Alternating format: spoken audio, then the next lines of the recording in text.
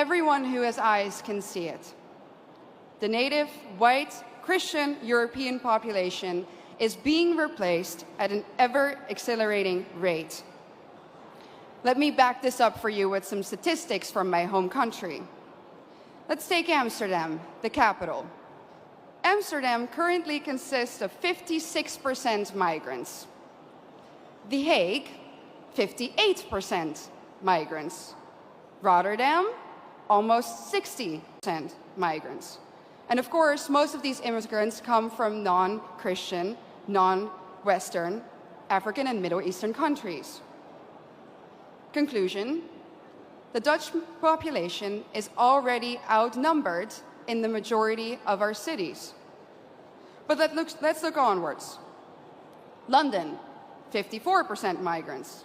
Again, conclusion, native population outnumbered. Brussels, color me shocked, 70% migrants. Conclusion, native population majorly outnumbered. And other Europeans will, of course, follow suit soon if they haven't already. So I'm going to draw the forbidden conclusion here. The Great Replacement theory is no longer a theory. It's reality. And what's interesting about replacement is that the establishment will either deny its existence, or when they admit to it, they say that it's a good thing that the native European population is soon no longer a majority on its own continent. Dutch national disgrace and dubbed climate pope Frans Timmermans already stated in 2015 that diversity is humanity's destiny and that Europe will be diverse. And of course, by now, I think we all know what they mean with the word diversity. It means less white people, less of you. Imagine this in an Asian or an African country.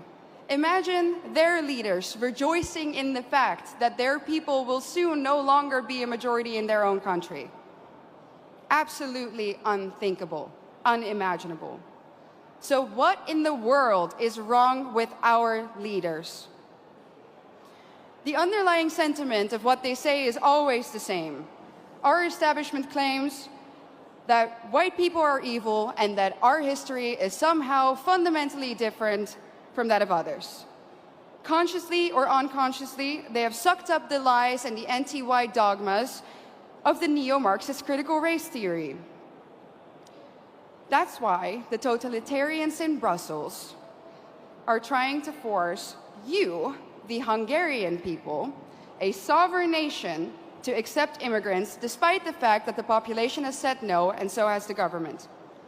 But make no mistake, the majority of the Dutch people haven't asked for this either. Just like Brussels is forcing Hungary to accept these hordes of immigrants, they are doing the same now, even in the smallest of towns in the Netherlands. No part may remain Dutch in the traditional sense of the word. No part of Europe may remain European. And it's not difficult to understand why. If the old Europe still exists in certain places, then people will be able to compare the new Europe to the old, and newsflash, they will prefer the old. That's why the Eurocrats hate Hungary so much. And their message is clear. Our way of life, our Christian religion, our nations, they have to go, without exception. Their vision of the future is the neoliberal, unrecognizable Europe, where every city becomes kind of like Brussels. Ugly, dirty, unsafe, zero social cohesion, where the buildings are constantly under construction and they never ever seem to finish, and even when they do, the end result is uglier somehow than what they started with. And what are we left with? A permanent state of isolation, confusion, and disorientation. Ladies and gentlemen, welcome to the New World Order.